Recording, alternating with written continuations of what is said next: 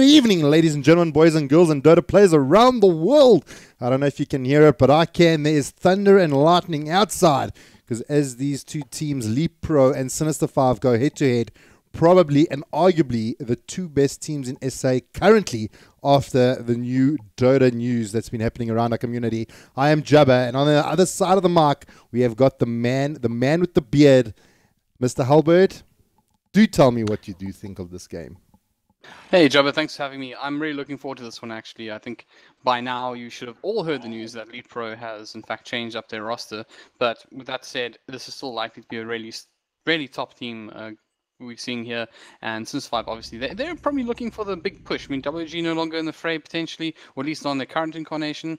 So they may be saying this is our time to shine, our time to take that first spot, as it were. Well, for those of you that do not know the news, it will be TKC and Chelsea will be leaving the side of Leetpro, and they will be replaced by the guys that formerly were part of WRG, which will be Welp and Chadawi. They will be joining the Leetpro squad. So with this being the last probably roster change for this game, or Sinister5 going up against Leetpro, it's going to make a little bit of differences. I mean, how do you think it's going to feel about going into this game, knowing that you're potentially playing with players that are going to be relegated pretty soon? I know the draft has begun, but if I can get your thoughts really quickly, and then we can jump into the draft. Sure, no problem. I think for Sinister5, it's a must-win situation. You really want to build up the confidence going up against Leetpro in the future, and if you lose this one, and you expect that Leetpro is going into this with the expectation that the team is going to be better for their changes, then obviously you really want to be the team that you don't want to be the team that loses to the former squad. And you also have to bear in mind from Sinister5's perspective, and I think it's fair to say from most people, is that with TKC and Chelsea on the way out, they're probably not as invested in this matchup. They're probably still want to win because we're all Dota players, but they're probably not as invested as they would have been. So this is almost the weakest the squad could possibly be right now, right? Of these particular 5 players. So Sinister5 pretty much have to win this one. And I mean, I think maybe this is like the opening, the best chance that they could probably potentially have. Yeah, if you lose this one, Leetpro will get a huge amount of confidence going to future engagements against Sinister5 and anybody else, to be perfectly honest, because once again, they probably see this as we're a better team now, and therefore they would be quite keen to win this one as well, because once again, although these changes may initially have an effect where they're on the weakest side, because you obviously have new players in the roster, they're getting used to, some people changing roles, they're expecting to become an even better team than they currently are. So for them, a win is good for Leetpro. For Sinister5, I would say it's a must-win game.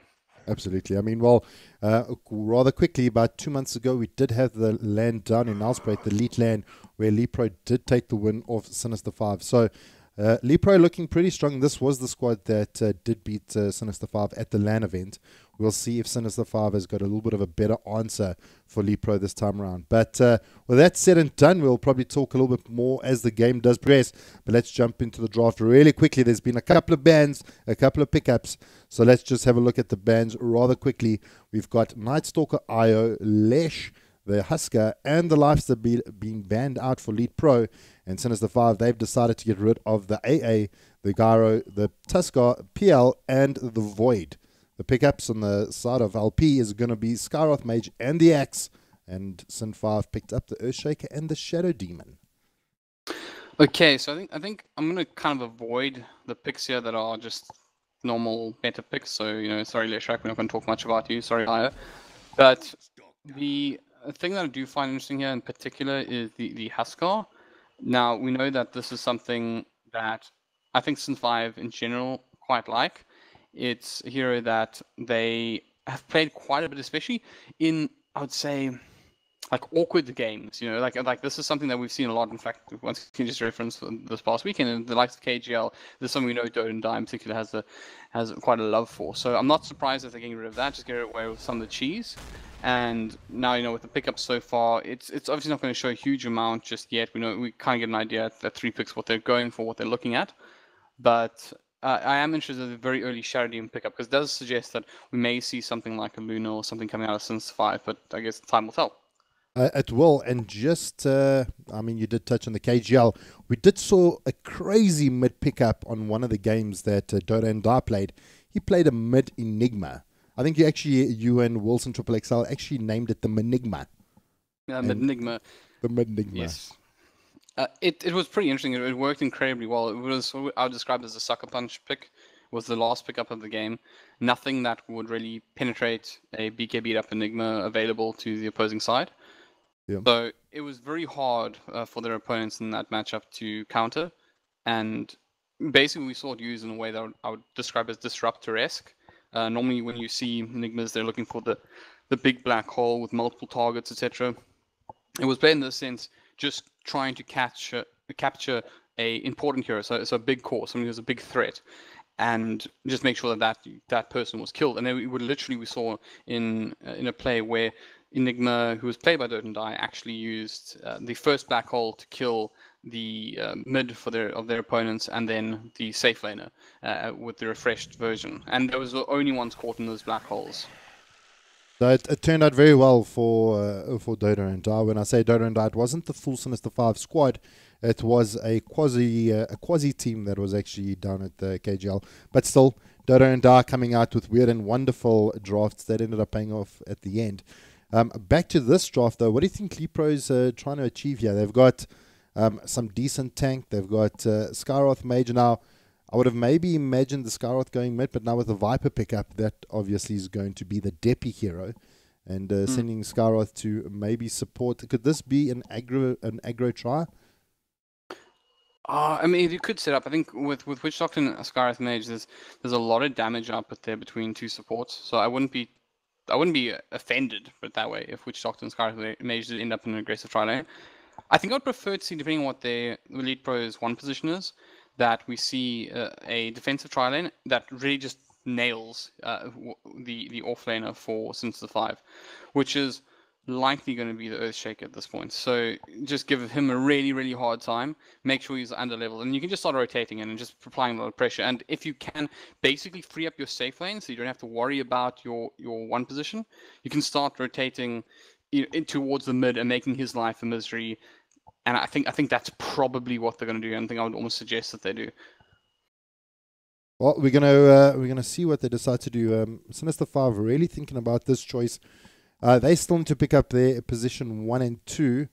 They've got quite a few melee heroes here, a little bit lacking on the range. Perhaps this could have actually been a decent Magnus pickup for Leetpro, but obviously all those slots have been taken.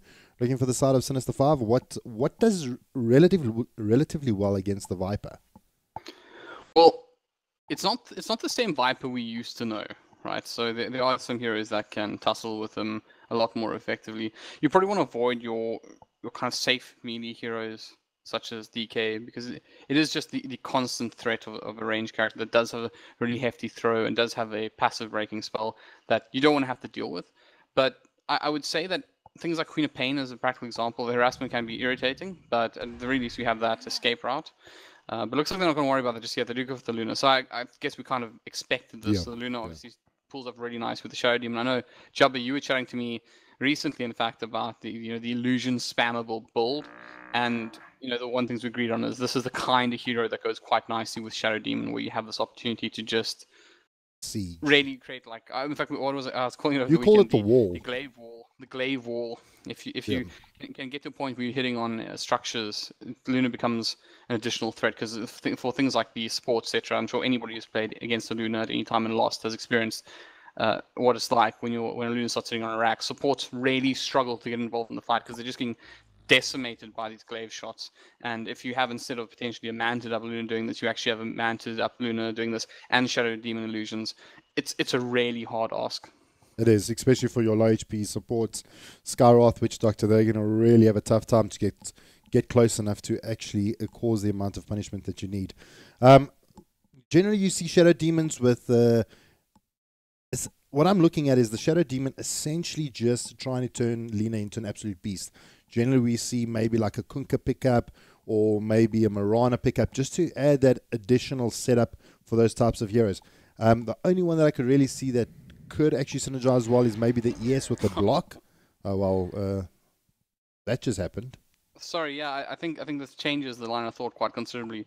This is obviously a hero that we know from Dota and Die. I'll go back many years past where I was singing his praises as a Tinker when he was playing solo mid for, I think it was it Rain? Might have been Rain, XC Rain, I think, but don't quote me on it. But back then I was singing his praises on the Tinker. And the thing is, this is a man who knows Tinker very well, and obviously this is a team that would benefit incredibly from that knowledge on how this hero operates. It's also a nice pickup because although in a kind of weird way this is quite a magic heavy side, you do get the additional physical damage coming from the Shadow Demon Luna combination, and although Tinker is yet more magic on top of a very heavy magic lineup, it's also got abilities that kind of nullify the potential physical damage coming out from Leetpro. I mean, obviously against the Viper it's quite nice because without the ability to just right-click somebody, he's far less effective, obviously. So in a kind of odd way, it nullifies some of the physical damage, which allows you to go for greater magic damage will, and obviously a hero that they're very comfortable with, you expect them to do very well. And then, okay, so we finish things off with the Juggernaut, which makes sense because it's something that is very good against magic damage. So I guess that's self-explanatory. Yeah, well, I mean, the last Ditto had been banned out, so it was probably the obvious choice to actually pick up the Jugger. So now you've got the Tinker versus the Viper in the mid lane. Your predictions there? I mean, you've got the magic damage. You spoke about it instead of the right clicks. Does it still? I mean, who wins the lane? I feel a lot of the plays that are going to be coming around is really going to be held by Edistam and Depi. Yes, I think what you're looking for from the side of Leetpro right now is to have Chelsea as well as TKC put a lot of pressure on the offlaner.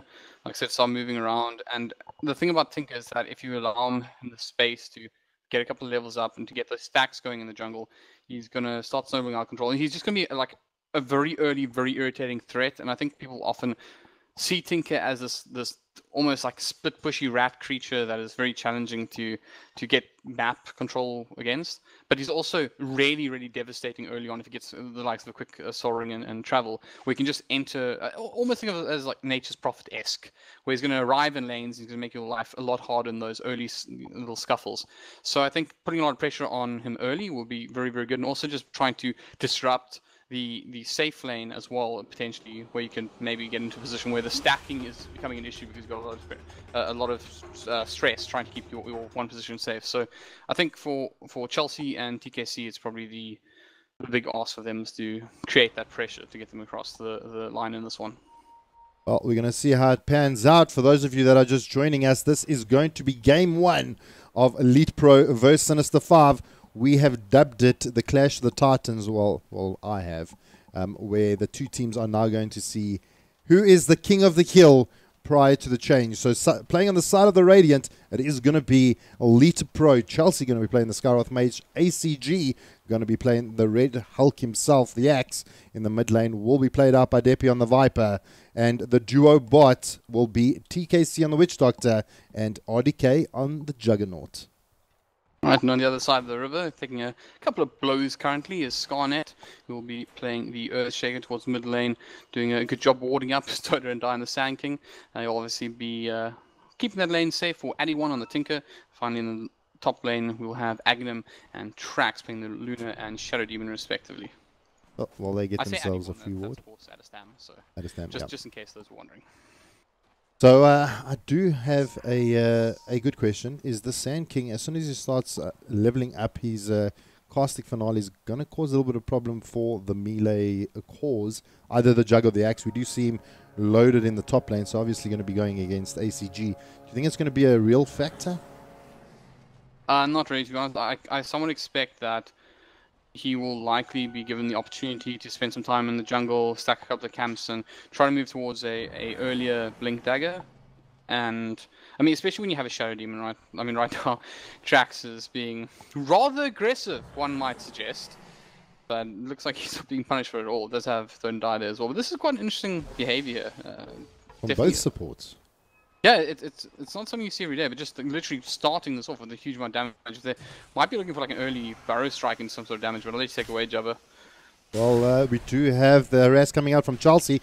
Trax got his Blood Hunger on, going to give him a little bit of extra movement speed there, Chelsea. Oh, he's going to have to TP out. He may actually get it off. He actually decided to pull off. He gets out. Pretty much just forcing the supports back a little bit, but TKC in the bot lane was also causing a little bit of shenanigans. He was also between the tier 1 and tier 2 tower. So both these both supports from both teams are giving no heed here. I'm actually a little bit surprised by that movement. Axe obviously is quite an issue for any, I'd say, close range character. So even though Luna isn't, well, I thought there might be something happens here. No, it looks like just a huge one. I mean, this is something you can expect from Skyrath Mage, Chelsea being really challenging. But I think they were trying to get this dual lane onto the back foot early on, trying to avoid exactly what's happening now. And if these two offlaners can create this amount of havoc early on, if they start getting some levels, it's going to be considerably worse, of course. Oh, well, they have rocked up to the party here. We do have the Burrow Strike coming out from Dodo and Da. He goes down, first blood, but ACG may go down as well. No, not enough. And does the Trex poison go off? It does. Enough to bring him down. So 1-for-1 at the moment. Chelsea trying to pick up the kill here on Aghanim. He's healing up, but Trex is there to help out.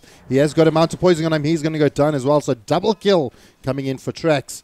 And Leetpro can't be too happy about that one. Already 2-1, and is only able to get the trade, the single trade off Dodo and Da on the SK. But he's back in action, and he's ready to rock and roll. Yeah, I think had the Skyrath not died there, I wouldn't necessarily say it favors the side of Leetpro, because obviously it's a core for an encore, but at the same time would have been, you know, showing the pressure that had been created, right? And it would have been okay because you would have the extra levels on the Skyrath, and you know, everything kind of works out. But then the fact they get 2 there is obviously very worth it for them. Yeah, no, it does turn out better for them. Looking at the side of the room, Chelsea's just trying to protect his bounty, Dodo and Da, and trying to sneak in there, but it was denied. Chelsea picked that up. Let's take a look in the bot lane. RDK just blade throwing down Scarnet. He's trying to get out of there. He pulls back. He doesn't have enough mana for the Fisher, so he's just going to walk away. Not much off the back of that. Yeah, at the moment, things are, I think, the actions in the top lane, right? This is the thing you want to watch out, and it could be happening again. And Don't dicing a lot of damage from this. Skyrath Rage is an absolute, I say Rage, I'm probably not wrong there. Like, Skyrath Mage is a absolute bully, but it looks like they're going to set up here. Well, the banish is out. There's the disruption. Don't die. He's going to actually fall back. Axe is taking quite a bit of damage there from the Helix. Now Dodo and Die trying to find the kill onto Chelsea, but they do lose the axe. Can they pick up the kill onto Dodo and Die? It is only Chelsea there. No TP rotations coming in. Chelsea one's up. May actually survive. Can he get the return kill? No, he doesn't. Trex picking up another double kill for the side of Sinister5. So this is turning out a really good year for them, as they now sitting 4-2. Both the offlaners here being absolutely fodder for the cannon. Yeah, so at this point you've pretty much lost this offlane, because even though you can still say, okay, Skyrath Mage is still like a massive nuke and become quite a problem, what's happened here is that you now have the level advantage going with the Luna, which is obviously the hero who's sharing experience at the moment. So it just gets worse from this point on. So they have to be quite careful from here. And what we could see there's a Don't Die was, oh, hold that thought, because they're actually going straight into Aghanim whilst he's alone. But yeah, they have left. Chelsea's finish him. That does so much damage. It is absolutely super overwhelming.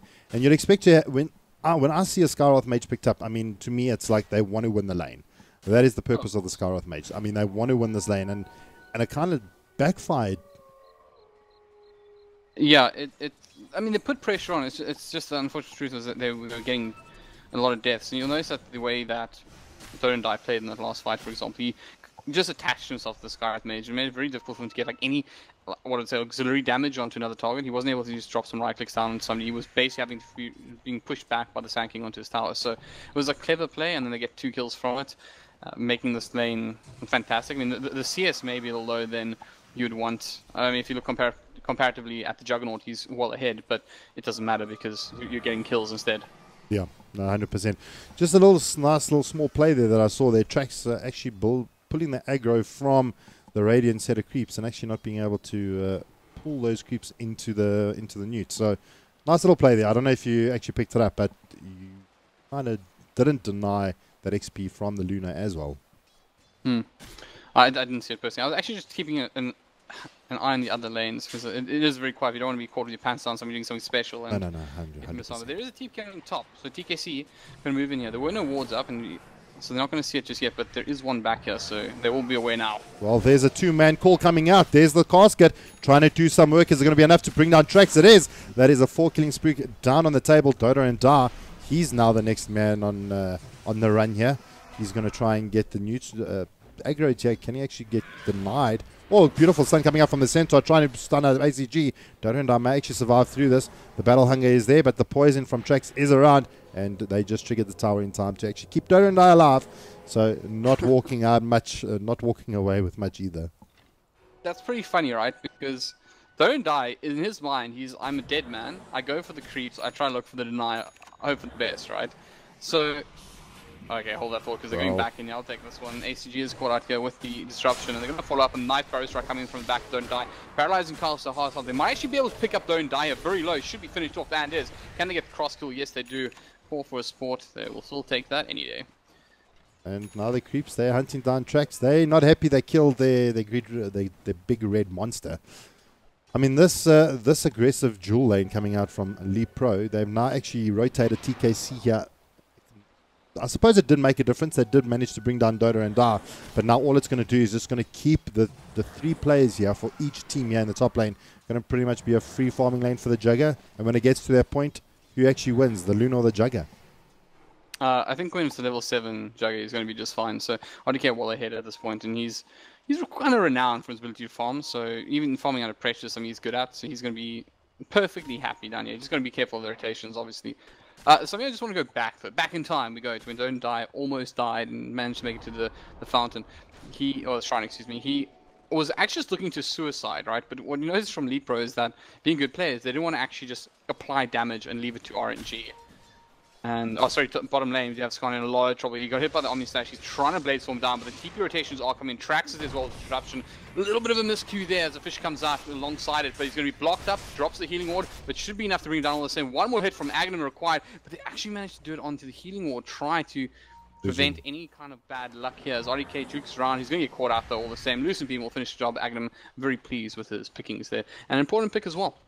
Absolutely, and I mean, that disruption mid lane, though, they do pick up the return kill onto the Tinker, so good rotations coming up from TKC and Chelsea. But, I mean, going across the board, it is absolutely phenomenal. No teams backing down from one another. No one is backstepping from each of these teams. And, I mean, but Jugger diving tier 2. It's actually an interesting one because, sorry, I think we might have engagement top. We do. And Dodo and Da does get caught up by the call, but the Culling Blade is not good. ACG misses it, but it is Chelsea's there to be picked up. Scarnet has been battle hungered up. RDK is there, battle furying away. He does try an Echo Slam, not going to be good enough. ACG needs to get out of there. RDK is going to right click him down. TKC in the backlines just to ensure it, but Chelsea picks up the kill. And RDK is saying, but bro, that could have been mine. Quite a few people turning around there. They did pretty well under the circumstances. Maybe a little bit unlucky that he had to use up his Echo Slam, but I can kind of understand why. It's like the last hurrah. It's like the last hurrah. It's been a really action-paced game, so it's been quite challenging to bring up the little things. But I just want to say it was really good about the movement from Leetpro earlier is that when their Juggernaut was dying, there was no way they could save him, so they immediately would just like kill mid because the TPs have been defensively for the Earthshaker, so we can go kill Tinker and it's still an important pick-off. So good, making good of a bad situation. Yeah, well, now bot lane, they do have 3 here in the rotation. Disruption is out, the poison's down, Dodo now gets the bow strike. There comes out the Eclipse from the Luna. They do manage to pick up the axe, but now Chelsea comes in. Dodo and Da has stormed up, survives with the sliver of HP, and TKC not being able to do much in the backlines. And that Shadow Poison just coming out from Trax constantly being an absolute nuisance. I think also, something obviously can call time, but they have taken down the top tower as well, so there's some good news there for Leetpro, even though they lose their axe. And here comes the siege. The tower, obviously, earlier from the Juggernaut's kind of free farm position, and that position is actually quite nice on the field because obviously with the Tinker moving around, the earlier you can bring the stuff down, the better for you. It just means that you don't have that almost rubber band effect where you're going to send creeps into a tower and get brought down. But looks like bot lane, but see something he has. This is gets caught way out of position. He was looking for the kill on the Gareth Mage, but fortunately for him, Aghanim on the sideline will stop beating down TKC Dodo. It should have a Lucent Beam available in a second, and he should finish this one off. But RDK right back in there. Does he have his ultimate? He does, and he's just waiting this one up, biding his time. But I promise you, this ulti is coming.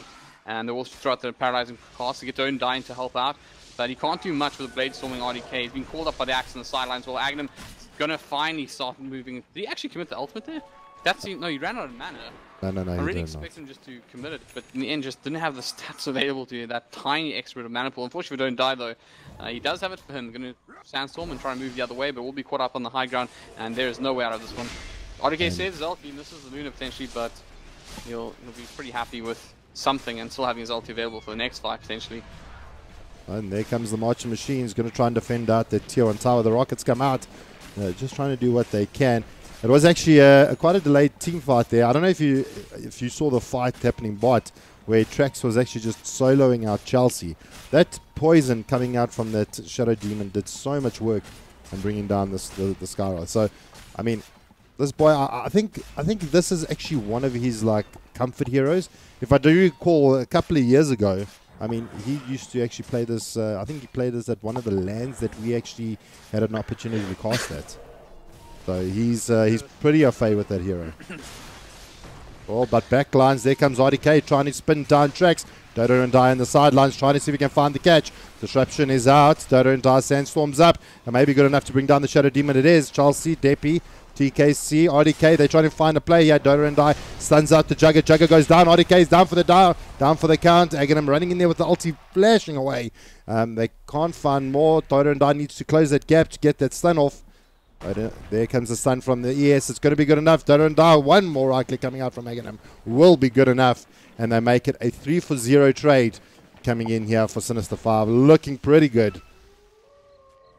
Yeah, so obviously quite a nice move there. The one thing I almost want to credit, by the way, is Scarnet. You may notice there was a Fisher only came out way later into that fight, right? And the reason was because he was coming down the high ground. I'm guessing that there was no vision there just by the fact that no one was really changing the course of the movement, etc. We didn't have the mana to actually Fisher and then Echo Slam. So what you could have almost expected traditionally was that there would have been a Fisher block that he used just to buy his team a little bit of extra room to work with. But instead he just held his nerve, he just walks straight and gets the Echo onto the key target. And seeing that RDK is the richest on the game right now, it's obviously a very smart move from him. And in the end, gets enough mana to pick up another kill with Fisher that they probably wouldn't have had the other way around. Well, looking top lane, it looks like they've got a 3-man hunting pack here. Not going to be able to find old Edistam. He's hiding in the bushes in the sidelines and kind of aware of what's going on. Doesn't have his BOTs just yet. He's about 350 gold away from there. Looking in the bot lane, though, they trying to find the kill here onto ACG. He's going to TP out, nothing to stop it. And only now did that come off cooldown for the Luna. And X is going to make it away free of charge. But it looks like a little bit of rotation coming here. 4 players here from the side of Sinister5. Chelsea left alone. There comes the disruption. They're going to look at just trying to bring down this tier 2. But big damage coming out onto Chelsea. Can't even get close. What you were talking about is that glaive wall doing absolutely huge amount of work. As you see what happening here, like ACG doesn't have a blink or anything, so trying to get across the ground with 2 versions of Luna smacking down the tower is always going to be a challenge for him. Something I just want to point out once again, like there is some like really good work being done by Leetpro. You notice that they're pushing in the other lanes quite well, and you actually almost have Tinker on the defense. So right at this point, you have Edistam sitting in top lane, stopping pushes. And obviously, it's significantly easier to play Dodo when you're the team that's going to call where on the map you're going to be, and that's achieved generally by being the side that has the creep wave pushing forward. So as you see, top lane, even though Tinker was just there, still sitting on that tier 2 tower, and that's some excellent work. And I think shows a little bit of experience about how you play against a Tinker from the side. Yeah, well, I think on another note, Scarnet has picked up his blink. This is going to be the first reveal. Jumps in. Gets the stun off onto ACG. There's the Burrow Strike, and that is one dead ACG. So that is it. Revealed coming out from Scarnet. The blink has been shown, and now Leetpro need to be a little bit more careful, knowing that that is now out on the field. We're also still waiting for the BOTs coming out on Tinker. We're waiting for the blink on the Axe. I think these are the big items that both teams are still looking for until we're going to really see a high-octane battles coming out. It's almost surprising that the Axe is so much further behind than the Earthshaker on that Blink Dagger. He was the person who was given the extra support in lane. You look at the other lanes when obviously already all Earthshaker did was stay alive, but that's how the game of Dota works, right? You take your chances and minimize casualties. You're gonna find yourself in a better situation. But the Axe really does need it as well. He's pretty much the only guy who can start a fight for Leetpro. and he isn't far off it fortuitously, but he's still going to want quite a bit more beyond this. I mean, you can see he's setting up for the Vanguard build as well, but he still wants that blade mail, so he's still got quite a bit of work to do. And although the net worth of the mode is showing towards the side of Leetpro, you have to also bear in mind that where the net worth sits is equally as important. And right now, your Luna is significantly behind the Juggernaut, but he's significantly Top lane though. Oh, a little bit of misplay and disruption. Maybe TKC would have been the higher target. So they do lose the Shadow Demon, but here comes in the full rotation now, the full force and brunt of Sinister5. Skynet trying to close the gap. Dodo and Dark closes the gap by jumping, and Baron striking up the ridge. They do get the kill down onto Depi, an easy TP out coming up for TKC. So they do get the return kill for the loss of the Shadow Demon, and they pick up a higher priority kill on the Viper. So, I mean, all in all, I think that was a really fortuitous event for the side of Sinister5.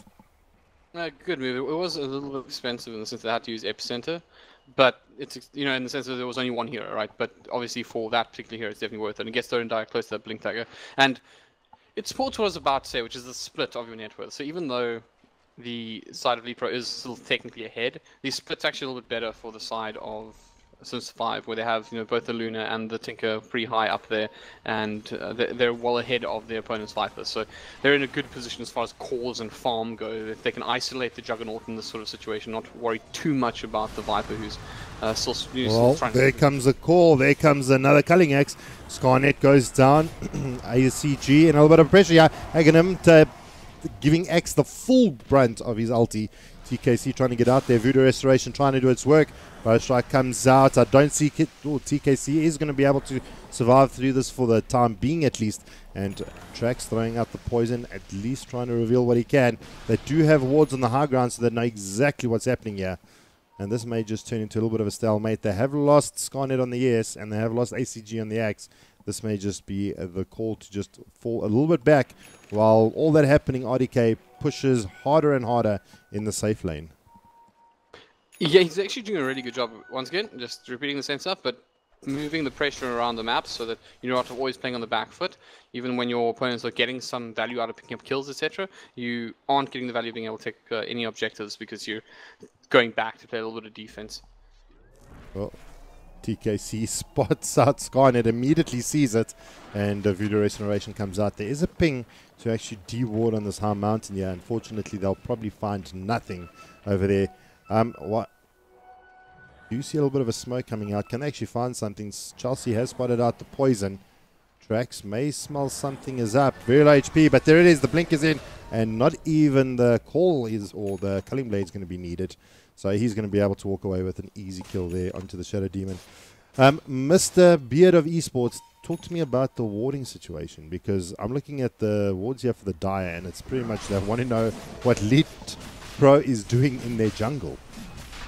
Yeah, so obviously they're a little bit on the offensive here. They probably don't want to get to the point where Luna and Tinker are fully fledged, farmed up cores and able to put the huge amount of pressure on them. So they're looking for the fix. They're looking for the kind of damage that they can place. But it's not entirely indifferent from the side of Sinister5. They also have a couple of deep wards as well. So they're I think they have one that I would say is, well, it's just expired, but one that is more directed at getting kills, and one that's more so about seeing the rotations, the movements across the map. Well, now RDK has picked up himself that Aegis. Here comes out the defense from Adestan, throwing out the rocket, throwing down the March of the Machines. RDK just going to spin through it, going to put pressure in the mid lane, but let's take a look at the bot lane, because here comes out the... Yeah, it looks like a fight is going to break out. TKC throws down the Melodict. Death Ward's going to be good. They do take down Trax, and it looks like the rest of the side of Sinister5, they're just going to get out of there. And in fact, a couple of TPs did get themselves out of there. Even the Luna not wanting to be a part of it and falls back as well. So Leetpro, they bring the full strength of their team, and then all of a sudden Sinister5, not a fight they want to take. They've just picked up Aegis. They know they're looking a little bit stronger. So do they just wait for that Aegis to time out? Or do they just want to rather maybe pick their engagements a little bit better? You really want to keep your opponents chasing ghosts when they have an Aegis up, or chasing shadows, excuse me. Just keep moving around the map. But the problem is a little bit harder for them because they haven't taken the mid tower down yet. So there's one less lane where you can have them follow you to. But that is definitely the call here. I think is just let this time out. It's not like you have to be too scared about how well your carries will farm, or rather how well your carries will carry into the later stage of this game. You do have a good set, and you have heroes that that what's what I'm looking for? What I'm looking for is... Well, you better make it quick because ACG is going to try and find the Tinker here, but the illusions run back, but no, Adestam makes it back. So Adestam on the Tinker doesn't go down. He doesn't get caught out. ACG running essentially across half the map to try and find the Tinker gets left with a pile of dust in his hands. Oh, a fortunate break in time there was, I forget words, but yeah, basically, I mean, this is what you somewhat expect. They're all grouped up though, so they could find themselves victim of a team fight. They might be in a position where they're almost keen to coax somebody else, maybe somebody feeling a little bit confident in their ability to take this fight and then catch them off guard. But it looks like they have in fact scouted out a big one. It's the Viper, and he's surely going to be engaging here. They don't quite know where everyone is, but they know he's dead. Well, that's going to be good enough. Even the Epi going to be used out onto Depi. Epicenter's going off, and this Fisher was beautiful, but now Dodo and may go down. Yeah, he has been maledicted up. May actually not be enough, but RDK looking for the kill. He does get it. Omni Slash used up, and in the means of the backlines, they are just going to get out. So they basically traded Dodo and the SK for the Viper. How do you feel about that? About that is that was a lot that they used on the Viper. They used Epicenter, they used Echo Slam, they used Demonic Purge. Obviously, Demonic Purge the cooldown is not so terrifying, but obviously Echo Slam and... Wait, they didn't use Echo Slam? I swear I saw an Echo Slam. Okay, they well, no. Echo Slam's still off cooldown, so... Yeah. So they just... Okay, that's better. Fine. I actually they used Echo Slam for some reason, but no, they actually still have them on the pocket. So that's a lot better. I was surprised as well as how much damage the Viper was actually able to soak up. He took a lot of damage. Obviously, even looking at his... Working out. I mean, even if you're looking at his items, he hasn't really gone for really tankish items. I mean, he's got strength treads and basically an Ogre Axe. I mean, he's got Maelstrom, and he's looking for more of a DPS build, and he was still really tanky. I mean, it really took a lot for Sinister5 to actually put a dent into his HP. Yeah, a lot of that as well is because if you look at the, obviously the Tinker, he's still building towards being able to be one of those like really frustrating heroes that can just sit there rearming and smashing people. But he's going to have that burst, right, that you expect from him, and it was there. But the Luna specifically has only just picked up the Ash. You're building towards what I imagine is a Mantis. Actually, he's going straight for Scotty. He's got the Scotty queued up here, so it would be interesting to see if that's what he opts for.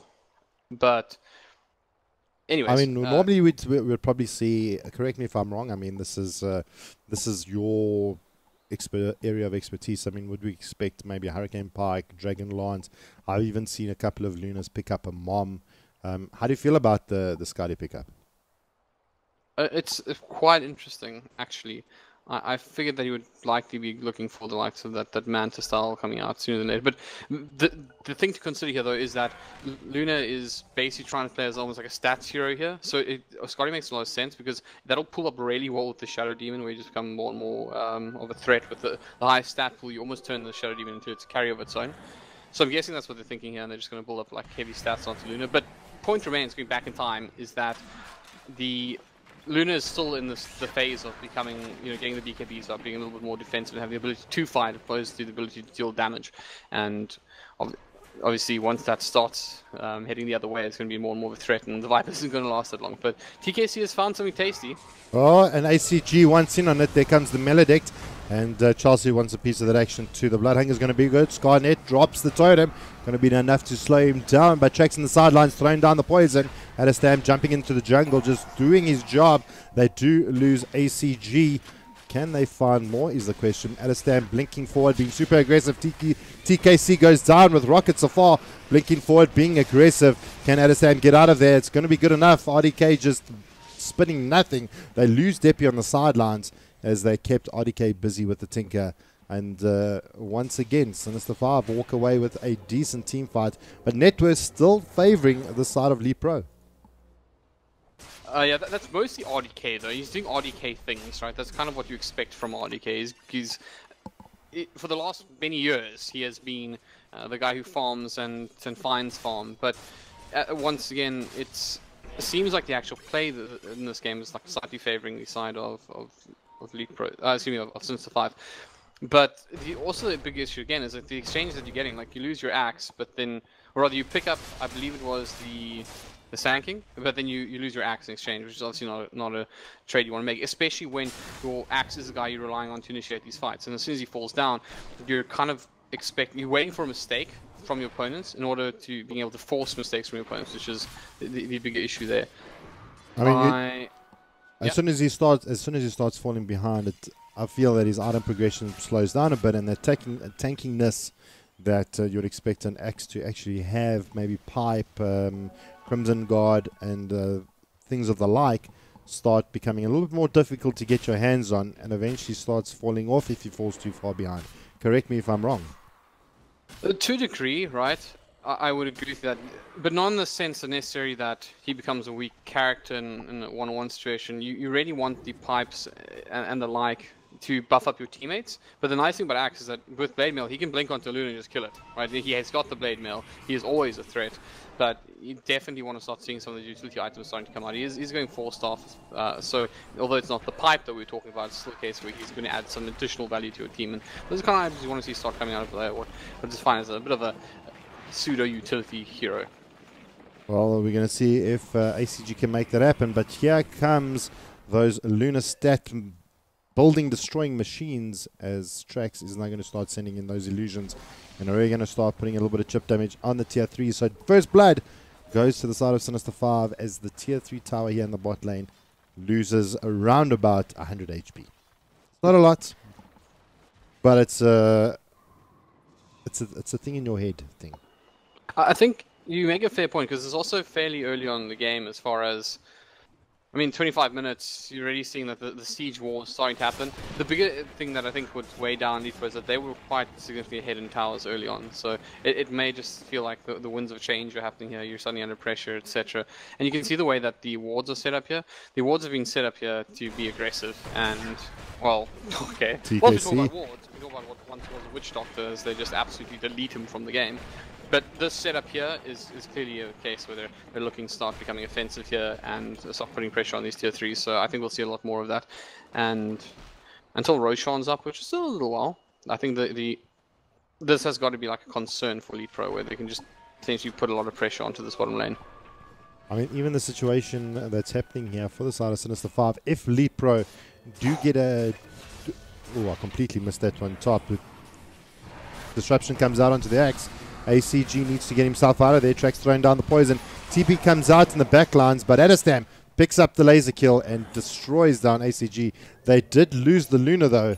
So a very worthy trade. Adestam getting out of there as well, his teammate was just making sure that the area was clean. Yeah, so just we were talking about the Blade Mail and the Axe and how powerful it is. Add that to a Skyrath Mage ulti, you're looking for a lot of trouble. So the Mystic Flare was combined with a good call from, you know, I'd say a spot that potentially you should be aware, like you're pretty far back in, but the fact that they weren't able to catch out on any of the movement from their opponents is, you know, maybe moments just be like, okay, so we're warding for the bottom of the map, but that leaves the top quite vulnerable.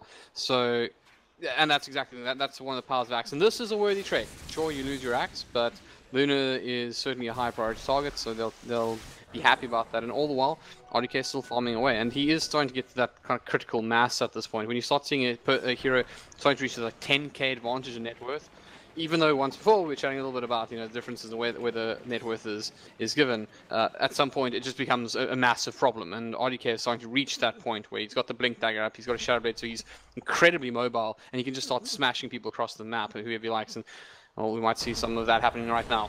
Well, like, here comes the bait. RDK is waiting for more.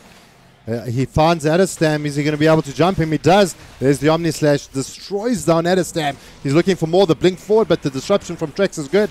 And Blade Fury's going to come out. The Purge is there. A huge amount of damage coming up from Aghanim, but it's more the right clicks. Dodondike gets a perfect bow strike off. They lose RDK. So nice timing there coming out from Sinister5. They do lose RDK, but they also lost Adestam on the Tinker.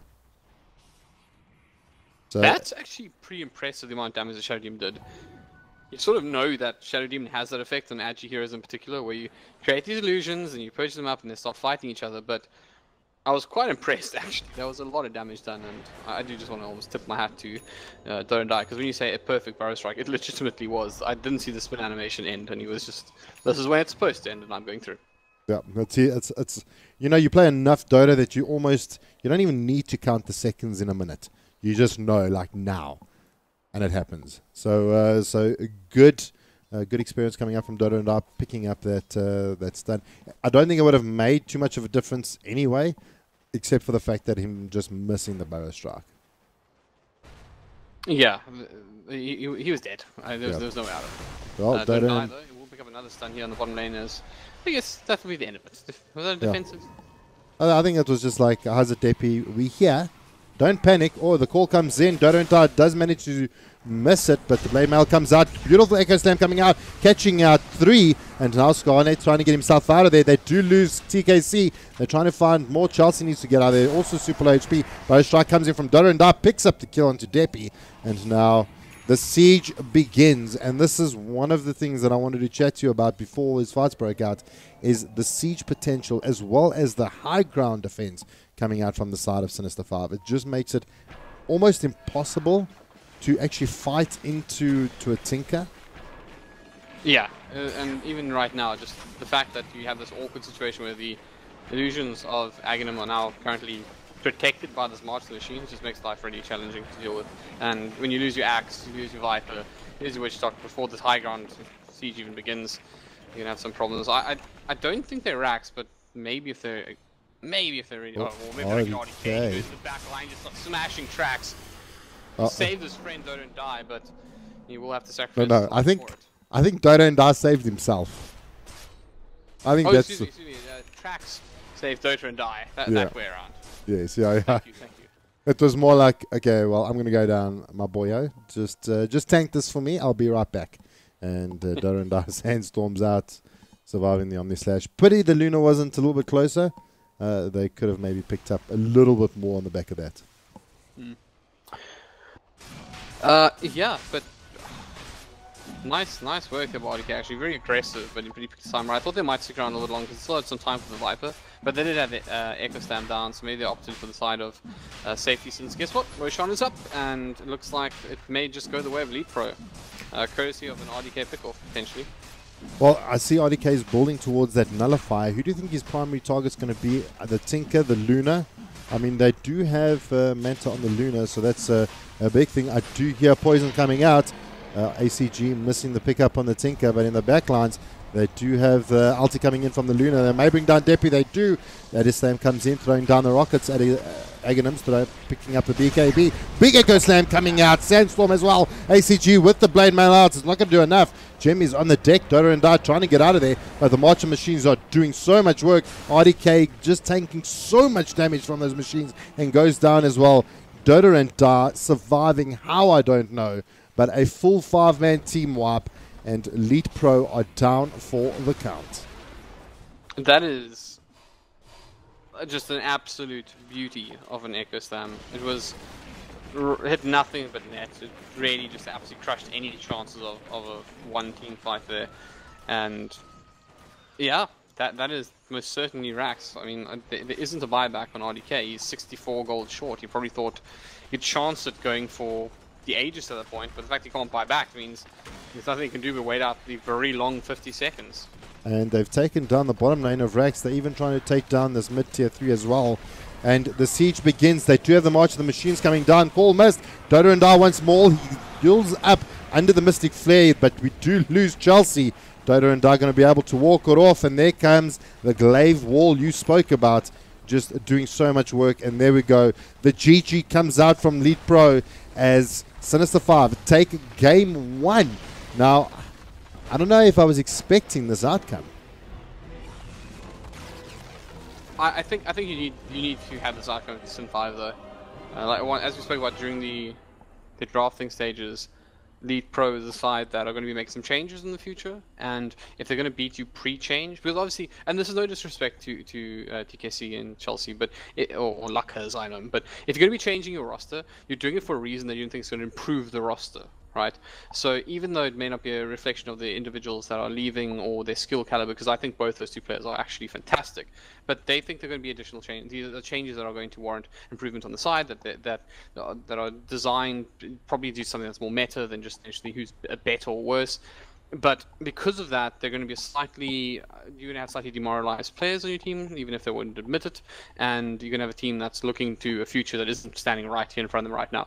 As for Sinister5, they're a team that's like, okay, we want to be the best, so we can't afford to lose to a side that's currently making changes. We need to, put in a convincing victory. Yeah.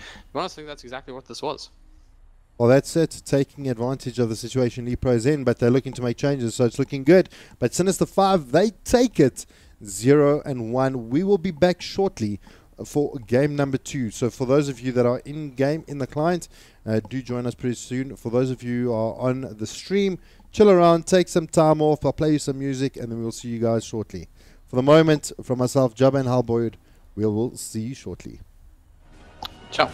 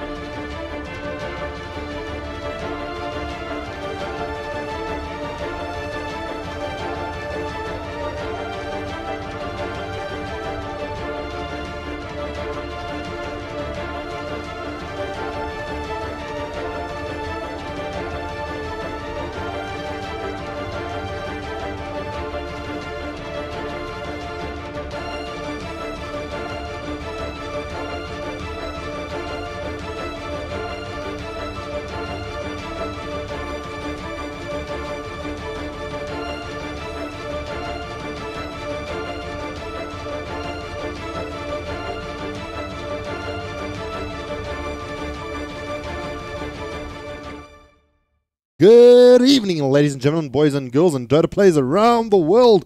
We are back, game number 2, Sinister5 versus Leetpro, where Sinister5 managing to squeeze out a victory against the boys in purple to give them a 1-0 lead. I am Jubba, joined by the beard of esports, Mr. Hellbird. Maybe give us a rundown of what happened in the previous game and what potentially could have gone wrong. Sure. I think the team formerly known as Leetpro that's currently playing is the Piglets. A very cute pig, may I add. Obviously got some guitar skills there. But they were trying to play, I guess, a little bit of the longer game. They're trying to find like the extra farm RDK, get him to a point where he was able to just smash anybody. He was getting there. He was quite big, had quite a lot of net worth. But unfortunately for him, the team fights were just consistently going the Western side. They were constantly getting better pickups. We didn't really see much value in the Viper pick in the end. He just seemed to be another guy who was in trouble in most fights. So in the end, Sinister5 just back-to-back better team fights, better trades, etc. I would say better where the net worth was in better places. You know, you had all of it stacked up into RDK, whilst in Sinister5 they had a lot of heroes that were high on the net worth graph. And obviously with the Shadow Demon, I think played quite well. He was able to do a lot of damage to RDK by himself, like just Disruption, Demonic Purge, go fight yourself was quite an issue for them when you even had a farm. So in the end, Sinister5 just played better. And unfortunately, the sad truth now wasn't really. I wouldn't necessarily say I drafted, although I do think that the value that the Tinker added versus the value that the Viper added was certainly strong, better in favor of Sinister5's Tinker. And that's probably the biggest issue that they had, to be fair. Nothing as player, just, that's the game for you. Dota is a very, very cruel mistress. And Leetpro spotting out that the ES and the Sand King were a little bit of an issue in the previous game. So opting to ban out those two little beauties, as well as the IO for Leetpro, or currently known as the Piglets. Sinister5 banning out the Gyro, Tusk, and the Disco Pony. For the side of Sinister5, they picked themselves up the Nature's Prophet and the Night Stalker. Going to probably be one of those roaming heroes, trying to put a little bit of pressure on the mid. Where do we see things going for here? I mean, we've got the Pangea being picked up, going to be put in the off lane most likely. I mean, what do we see this draft formally coming out to? I mean, no support's really been picked up for Sin5 yet, or at least their position 5. Well, I think so far from what we've seen, what we have seen from these picks, they're all kind of flexible. Like Pangea works quite nicely, obviously in a team composition, like a team fighting lineup, etc. But he can actually be fairly good just with the amount of burst damage you can do in a more pick-off lineup, which Bane offers both, right? Because Bane may seem like it's a pick-off hero, but it actually works really well in team fights as well, because you can shut something down, sit in the jungle and say, you will take no part of this for the duration of this fight, and it's BKB penetrating, etc. So both flexible. From Sinister5, with Night Stalker being something that is, I would say, capable of creating a lot of pressure on lanes, especially obviously during nighttime, and Nature's Prophet being able to do the same thing, it could very well be a lineup based around pick-offs, but at the same time, Night Stalker's a pretty handy tank, right? So if you want to take him out just to be something that gives you a nice silence, gives you a nice frontliner that doesn't have to be dedicated to a core position, you have some stuff to work with there. So we'll have to see. I think the bans will probably show more the interest that these teams have for their personal things. We see the AA being banned out by the Piglets. Now there's a couple of heroes that obviously are very strong, or rather A is very strong against, and one of them happens to be Morphling, and we know RDK is a big fan of Morphling, so good chance of seeing a Morph coming out for RDK. With the likes of the Void and the Lifestealer banned out by Sinister5, I could potentially see the Lifestealer, because he is still in the pool at the moment. But let's see what they think, right? I mean, even the Lifestealer being picked up for Sinister5 could be really good. PL does pretty good up against the Lifestealer. But I must just say and give you a compliment, because I realized after the two pickups have come through, I basically ask you to become a Oracle by telling me what the rest of the draft is going to look like. So, I mean, for those of you guys that don't appreciate the amount of work that an analyst does. It's I terrible mean, that you're complimenting me now, right? Because I realized my horrible mistake, which is Bane is notoriously good against Lifestealer, so don't go there. What about it? So Lifestealer probably not the best pickup right now, but there are obviously other cores that are that feel this very well against. Like so. I Anyway, think so you just did being well. quiet here. Nothing whistle. Probably good chance to pick up the morph. Although Nightstalk once again is pretty handy against morphling as well with the silence, so not as good as A, but I think where the ban came out, that's probably something that RDK is thinking about right about now. I do suppose if you do have the Bane on your team, and well, that's a good interaction that maybe could be asked. Does Brain Sap still work if you've got Ice Blast, if you're still under the effects of the Ice Blast? I don't think so, no. So But I doubt that's why you do. It doesn't seem significant enough. It doesn't seem significant enough, ban out but of AA. There's got to be some other reason that they don't want it, whether it's they respect one of the A's, one of the players you pick up A a lot on Sinister5 does. or. Well, TKC actually plays the AA, so banning it out for Leetpro, meaning that they respect that ban, and they actually maybe want to pick up some kind of heal. Well, we'll just have to see. The wrong way around though, because Leetpro, the piglets. Yes. They ban out themselves. So if they, unless TKC respects their ban, or yes. That's exactly what I meant. Is that okay. TKC is a AA player, so they know that and they respect the fact. I do notice that Deppy is actually drafting this game. I actually never noticed in the previous game, but I've seen in previous series that TKC was actually the drafter. So it looks like things have been switched out just a little bit. But Sinister5 do opt to go for the Shadow Demon again. What can we expect here? I mean, we saw the Luna do synergize really well with the Shadow Demon. What else could we possibly see here? I think there's a good chance we'll see Luna again. Is it? Sprig is a nice pickup, but they're really frustrating for Nature's Prophet. You go somewhere on the map and it's just like, hello, I'm here to charge you, smash with a mace. He's actually got more than enough lockdown to even this, I expect this to be, especially with Panglia, this is going to be a 4-position Spirit Breaker. Even being a 4 position, he's got more than enough lockdown to buy time for one of the big hitters to come out and finish with Nature's Prophet, be anywhere on the map. He's also kind of handy against the Night Stalker, since Night Stalker is going to be there's a talent on Spirit Breaker, there's 400 night vision, etc. Actually, kind of useful against Night Stalker when you think about it, because it gives you a bit of an early warning symbol, and because Night Stalker is going to spam night, it means that there's going to be a lot of night, right? So it's quite a handy talent to pick up against Night Stalker. So not a bad pickup here. But I'm really interested if we're going to see the morph. I would imagine that'd be the next pick on the side of Leetpro if they go for it. Sinister5, likely considering that Luna, I think they would probably both hold out in that mid pick for as long as possible.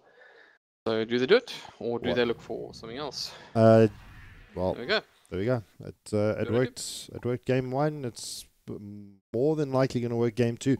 We'll see if Leetpro actually have the answers, and if there are any answers, what would they be?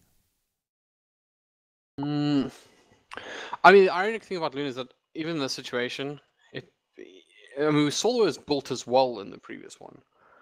Unfortunately, I would say something like a Lycia is not terrible in this situation, because it can pretty much man fight quite easily. Maybe the Snark. I mean, Snark's not terrible against Agi heroes, but I still think you would probably be looking at the morphing based on their bans. They go for Terrorblade. Okay, so they're gonna just do Illusion of the Solutions. The thing that I don't like about this, right, in a big way, is that I have an illusion carry, right, which means that he's going to build items that are effective as illusion-based carry, which means a lot of stat items, etc. And you're playing up against Shadow Demon. So although he's not as much at risk as something like because you're Sunder to not get basically soloed by Shadow Demon, you still can get a potentially, let's say you pick off the Luna and you're pushing, you could potentially be up against a Shadow, assuming a Terrorblade in its own kind of little way there. So I'm not the biggest fan of this. I actually probably would have preferred that we go for something like the morph here, or the Slark, because it can just man fight against the Luna quite effectively. Not the biggest fan of this pick, to be perfectly honest. But then again, it's not as bad as it could be, right? It's not like you're playing against a PL, which will create more illusions for you, or Luna, which has the range advantage, which is obviously significant, since these Terrorblades will probably come out little melee ones. But Perhaps they're just going to try and use the advantage of Metamorphosis with the range to try and deal with the Luna. I mean, potentially you could maybe, I don't know how this is. I mean, this is let's just go for a wild spitball here. I mean, what about a sniper? I don't think so. Yeah, I was gonna say it's a little bit greedy. So Zeus makes us a lot less because you already have the Pango who he likes items. He wants to get the Basher and whatnot, so he can just give it a little bit of a hiding to if he comes toe to toe with. He also actually is kind of useful against doing another thing about it because he actually does a significant amount of AE, so they got that going for him as well. So Zeus is just like a non-greedy pickup that they're hoping to use. Oh, Oh no, this is that dirty. is that a? I'm pretty sure That's a mid. yeah, that's a mid. That's a mid That's a mid visage. visage. That is like it's against one of these like low blows, right? Like I think I want to be more polite since I've not call them low blows anymore because it seems a bit hurtful. But you're not really prepared for these kind of picks because they are. This is designed to stomp Zeus, right? The whole idea here is get 6 and just stomp your opponent's mid and anybody else. When Visage gets a 6 up, it's really rough. It's really rough to deal with in pretty much any hero. And unfortunately for Zeus, he's also the kind of hero that is doubly in trouble because he's very easily targetable, right? This is a hero that almost always, and even good mids will often abuse, pretty much exclusively abuse chain lightning to farm because they don't want to be close to you. Visage, he's got the ability to reduce your move speed and just smash you and stun you. And there's even if you manage to get support in, there's like a fair chance you just die to the birds anyways. Yes. So yeah. Also, I like the pick. I really like the pick. I prefer Sin5's draft in this one, but then again, we'll see if they can pull it off. I mean, the one thing I will say is the Terrorblade is always a threat. You can never go up against Terrorblade and feel like life's good because if he gets the farm that he needs, you're gonna have to ask a lot of your Shadow Demon to go and catch him. Also, something else that works really well with a visage or visage is that those bats and the familiars can actually find the Bane and actually stun out the Fiend's grip without even actually committing a hero to actually stop it. So not only one benefit to it, but a second as well. So not even committing a hero to stop that. So I think it's a great pickup. I mean, you said it. Just confirming it. I completely agree. You know, I quite like that point, right? Because in theory, it's quite a hard thing to do because you're going to be in a fight, you're microing, probably as a Bane, you're going to be focusing down one person. But where it's particularly good is if you get ganged by a Bane because you have the birds around. I mean, obviously, we very often see birds being used as a little bit of let's say, a goalkeeper for Visage. So I wouldn't be too surprised if we do see an interruption there by those Visage familiars. And also just because of how long the duration, how static it is. Probably not far off. But anyways, could they take off one question and then we'll do the introductions? Can the familiars take off sleep? That is a fantastic question. I don't believe they can, but I may stand under correction. All right, well, here we go. They're trying to fight for this bounty here. It looks like it is going to go one apiece so far for other teams. But as Mr. Hellbird has mentioned, let's go around and do the introductions. This time around, we'll start on the side of the Dire. We've got RDK playing out on the Terrorblade. We've got TKC playing on the purple alien, going to be Bane. In the mid lane will be Deppy playing the God of Olympus, Zeus himself. And in the bot lane, it is going to be Chelsea on the Spirit Breaker. It feels like I have left someone out. No, I have not. I feel like you got everyone, but no, I don't. The ACG on Pangelia. That wraps it up. That is the wrap. That is the wrap. Did not call it. Good. Glad you picked it up. So let me do the honors here. So playing the Nature's Prophet will be Dota and Die. You'll be heading towards the top lane with Scarnet on the Night Stalker. Towards the mid lane, we will have Addy1, also known as Adistam, playing the Visage. And last but not least will be Trax as well as Aghanim playing the Shadow Demon and Luna respectively. Look at the lane setup here. We may just see Night Stalker as like a pure roamer. I imagine that Dota and Die will feel, I wouldn't say super secure in the lane, right? Because there's a great threat of just being like chain stunned down by a sleep that I thought Chelsea actually surely they can't kill him from this early on. Did he take Lucent Beam? No, he didn't. So no real chance of actually getting a kill, but they're definitely going to hurt him. Well, 5 stacks already up onto Chelsea. That is quite a bit of damage. He's just going to walk it off, go back to base, and potentially just TP himself back in. He does have charge, so he's got a quick return mechanism. But yeah, what I was going to say is that Nature's Prophet, this isn't the hardest lane Nature's Prophet's ever gone up against, right? The sleep is frustrating, and Metamorphosis can be a real problem, right? But you can almost account for the fact that RDK is going to, when it's down, then you're going to be safe, and when it's up, you have a problem, right? So. Well, they're just going to harass RDK just a little bit. Another random question I'd like to ask you is, do the Treants take off sleep? I'm pretty sure the Treants will, yes. It's about the magic. I'm pretty sure Visage birds are magic immune, right? So I can't imagine it would be perfectly balanced if they remove sleep and don't become slept. But yeah, I don't think you get doofed by Chelsea. Well, this is not going to end in much. Yeah. It's a doof. Listen to that shot. It's literally a doof. Doof. Well, Scarnet coming around Chelsea. He doesn't have the bash up yet. Putting a little bit of pressure there. Scarnet will actually throw out the void. Chelsea actually going a little bit low there. Not enough to actually do anything or to follow that up. He does have a salve. He's going to be just A-okay. That is frustrating though.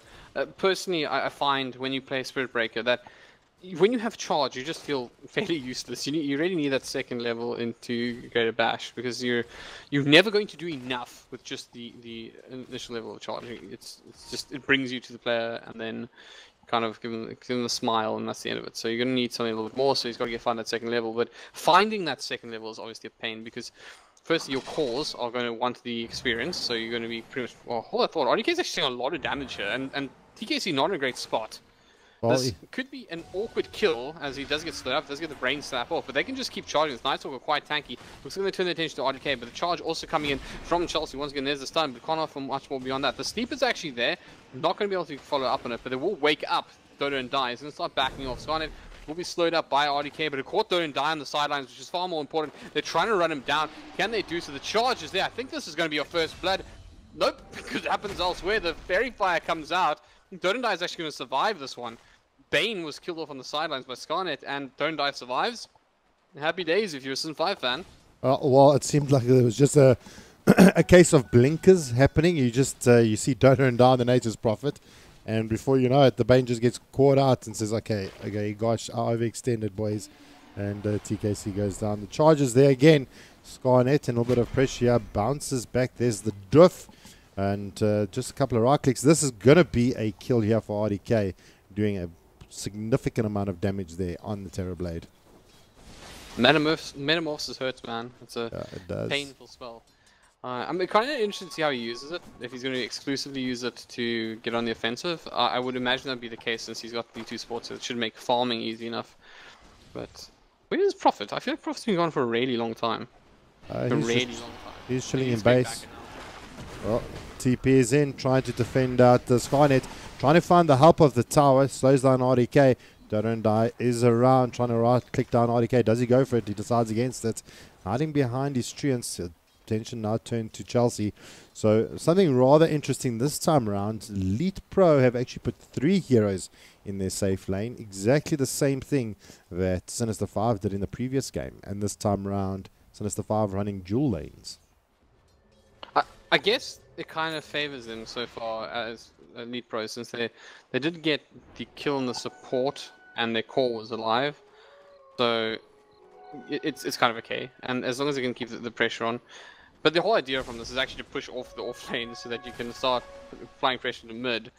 And right now you can see Dodo Die, he's even getting involved and he's going to give Deppy a couple of hits there. But the big thing is to keep out is that although Deppy's done a fantastic job of just keeping Visage back, he's got a significant level advantage at the moment, about half a level ahead.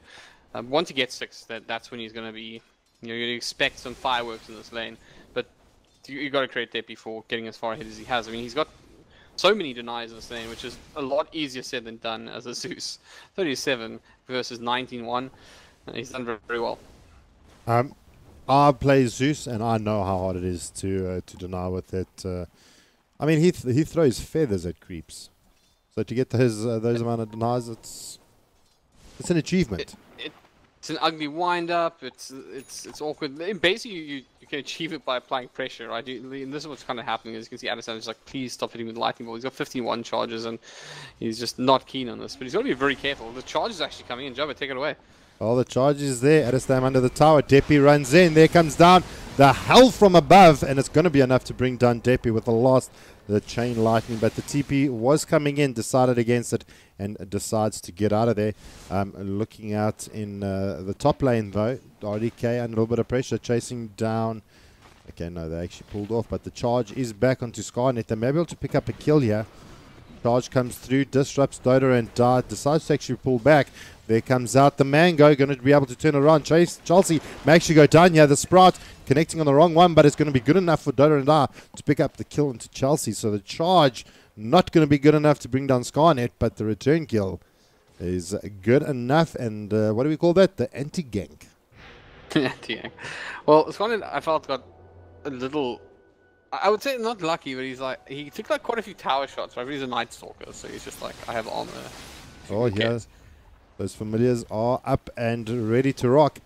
Ready trying to put a bit of pressure onto the Zeus, but the charge is there. And Chelsea decides against it, pulls back. So now, like you said, we're going to see a little bit of action here in the mid lane. Deppy could be in a top serious... lane at the moment, Jubba. Well, ACG does TP in. He's trying to look for it. He does get the jump off onto Dodo and ACG takes a little bit of nuke there from Scarnet. He's been slept out. ACG2 trying to run it away. Dodo and trying to find the right click. Fury fires up. Can he find the last right click? He does. And actually missing out the sparks. He's going to be upset with that one. And ACG does go down, but they do get the return kill as TKC does eventually bring down Dodo and Dart. Yeah, but that still favors Sinister5, right? Because it's off. Though it's odd that you find your offlaner, it's offlaner versus offlaner. But you got to create don't die, because if you just. Oh, I'm just watching bottom lane. See if we got to watch there. We may need to. Well, the lightning from the sky did come down, trying to find Aghanim.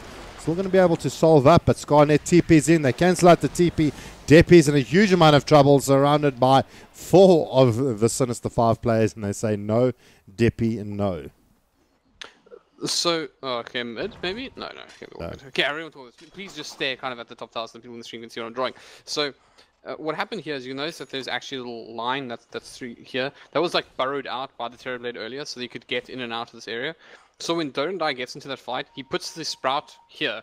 So that Terrorblade is just sitting on the other edge and can't contribute. But since Pangolier was in this position here, he still couldn't get through the Sprout. He couldn't even use a Tango or a Quality Blade or anything because there were too many to go through. So he ends up coming back down. And although that did end up with Dorandai dying, it is also the reason that Pangolier died and they were able to get something out of the deal. So a nice little small play there makes a big difference in the end. Yeah, well, nothing like getting a return kill off a kill. Looking at bot lane, I thought I saw a charge. No, false alarm. Although Scarnet is in the vicinity, I like Chelsea's in the vicinity. But let's take a look at top lane. I do see Scarnet is the one actually being slept out. TKC close by. RDK, can he make the play? He does, and not enough for Scarnet to actually take down RDK. I mean, what was he even? I suppose maybe he could have brought him down. I don't know exactly the thinking there. Maybe you can't get out, so alright, well, let me just punch away and get what I can. Exactly that. RDK was just, I'm going to get the kill, may as well hurt this man a bit.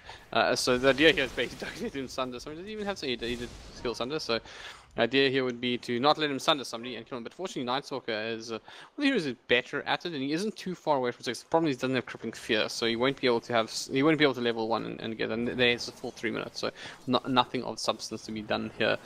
Nowhere to stop him, really. Yeah, there's no, like, other than Visage, there's no way, so I don't think Visage is going to go take on Terrorblade right now. So Aghanim on the Luna is actually level 6. We haven't seen, or level 8 actually, so Ulti is online. Haven't seen much action here, but Dodo and Dai, he spots this out, and he TPs in. Aghanim, there comes the Ulti. Luna gets saved out there by Trax. Is it going to be enough to keep him alive? No, it's not. ACG gets the pounce off, and not going to be able to get more than that. They're going to get the Luna, and easy TP out coming out from the boys here at for Leetpro. No, for Sin5, apologies. And now RDK has got his eyes set onto Scarnet. Right clicks away. Isn't going to be enough to actually shut him down. Metamorphosis is not available, but the Conjure would have been going to solve up Scarnet. So action constantly around the map. I mean, I do see Barry in a little bit of trouble here. Chelsea, there comes ACG to help out his partner. The Familiars not getting slowed down, but Alistam picks up the kill. Dodo and Dai as well TPing in to make sure he gets that. And also picking up the kill on TKC in the bot lane. Or was it the top lane? The top lane, and they're going to lose RDK as well. Potentially Scarnet picking up the kill there as well. There is action happening all around the map. So apologies for the kills that I missed. Can't be blamed for this one. Mid lane there might be another one. Alistam being just controlled here. The Visage don't have their stun for the moment. They do. Bring it back. Can he get double him? No, doesn't. Well, Stun, Familiars. Run him down. Runs down Deppy. I'm a little surprised he didn't go for the stomp there. Stoneform, unless he went crazy. I feel like he possibly could have survived that actually. Well, I mean, it was still too much for Deppy to actually deal with. But here comes the charge. Okay, now Chelsea actually decided to pull off as he was trying to make himself known here in the top lane. So we have got a full congregation here for the side of Leetpro in the top lane. 4 players here for the side of Sin5. It looks like we're going to have quite a little bit of an engagement. I lie because majority of the side of Leetpro are congregating against them again in the mid lane.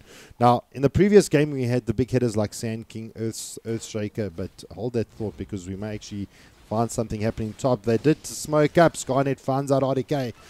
Slows him down. Aghanim trying to see if he can find Pangalia on the side. TKC gets there, puts the sleep out onto the Luna.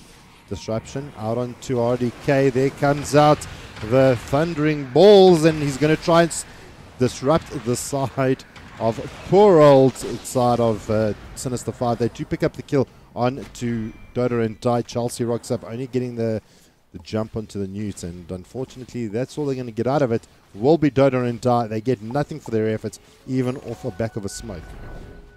That's just such a horrible spot to get Pangolier as well, because there's such a small distance between the walls, so he's literally just keeping you perma-stun. There's nothing to do, there's nowhere to go. Takes down the Sprout with him, and ends up being a pretty awkward situation to find yourself in the end. So nice work there by ACG. Good. It was good that he was actually there. I mean, he's off lane, and you kind of expect him to be, you know, finding some farm in the off lane or something like that. But he was predicting it instead. He was up in the top lane waiting for them, and the moment it happened, his eyes lit up and got a new skull and crossbone on the map. I mean, it's really frustrating, and it's something that I never touched on a little bit earlier, is actually the disruption that it actually causes. I mean, you look at the Pangolier, you look at the Spirit Breaker, they're there to actually disrupt team fights. I mean, you've got a charge that will run through your entire team, bashes your way, and then you've got the Pangolier with the Rolling Thunder that is just going to be, it's just going to keep you stunned out. So it's very difficult to actually deal with for the side of Sinister5. But here we go. Sleep comes out onto the Night Stalker. Ulti comes down. They pick up the kill onto RDK. That must have been the side in the backlines, because RDK suffers the wrath of the boys at Sin5. I just want to point out as well that we have the Talmudon pick up onto Alistam at the moment, and you have Visage, Familiars, Treants, and of course the Lunar illusions as well, potentially.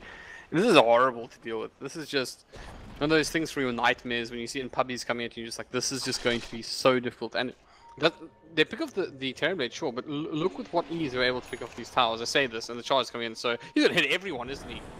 Well, he's going to find Alistam, but he gets disrupted out. They're going to lose down TKC. There comes out the Rolling Thunder. ACG trying to find more. Trapped in the cliff over there, but the Sprites come out. Dota and Die in a little bit of trouble now. Pangolier comes out. The Thunder from God as well. Chelsea in a little bit of a position. He goes down as well. Alistam picking up that kill now. Deppy can't get out of that one. Purge is there. Poison as well. He goes down as well. And the command is go, go, go. ACG going to TP out. Can they actually find more here? RDK has been silenced out. Can he survive through it? He's not going to be able to. He goes down as well.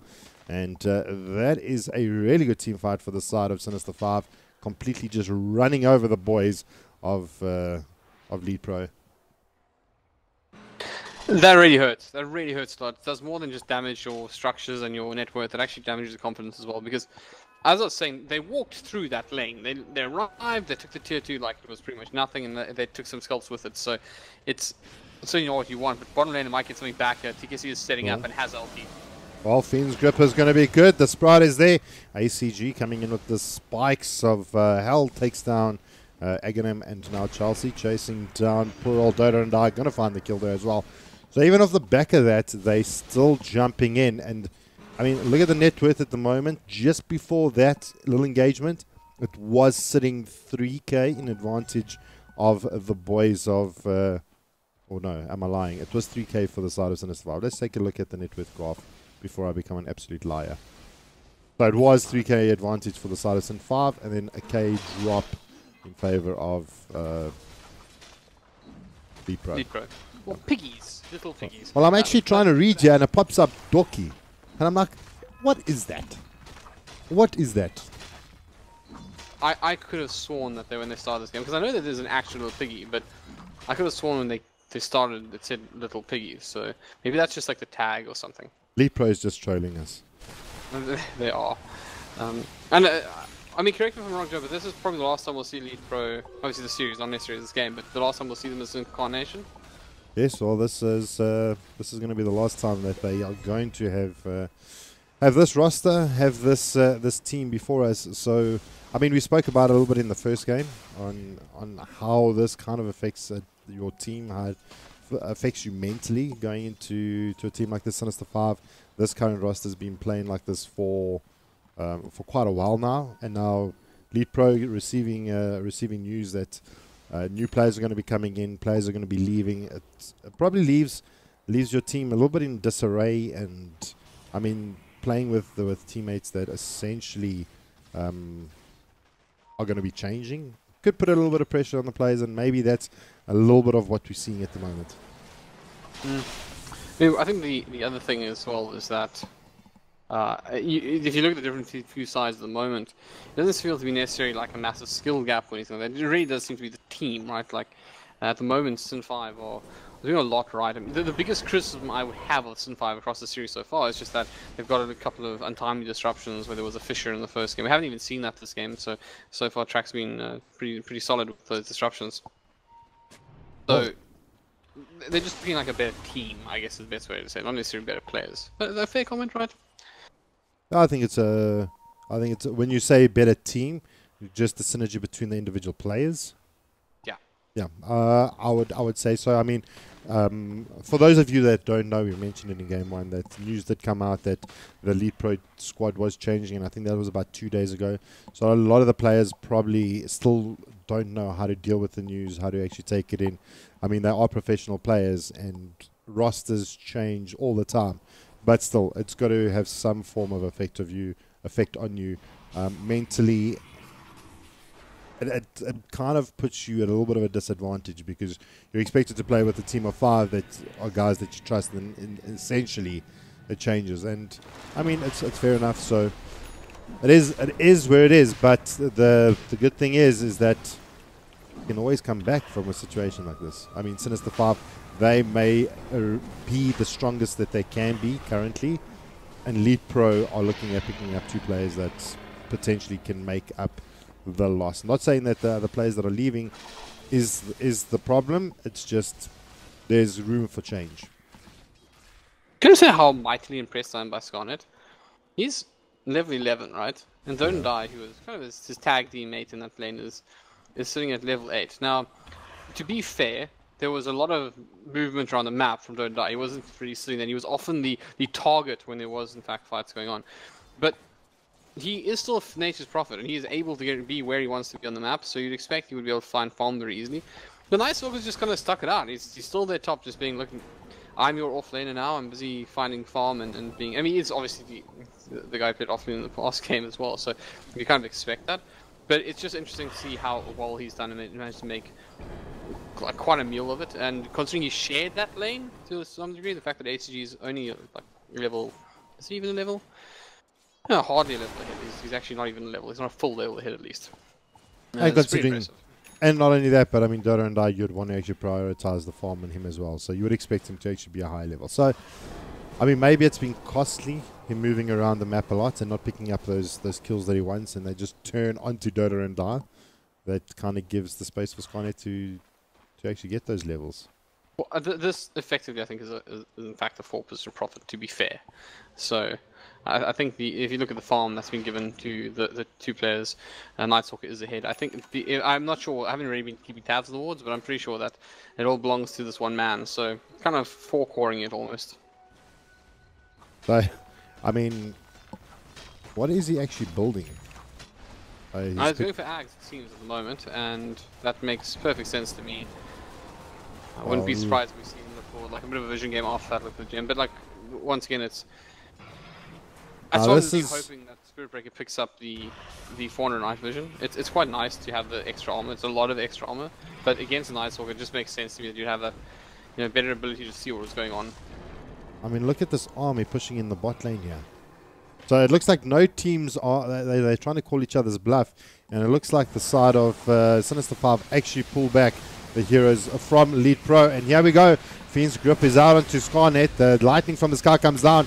They do lose Scarnet. The Rolling Thunder is there. Don't die trying to get the right clicks off. He can't get in. Clears out the creeps. TKC sleeps himself out to keep himself alive. Doesn't work long enough. Luna makes short work of that. And the boys from Sinister5 taking down tier 3 while this is all happening.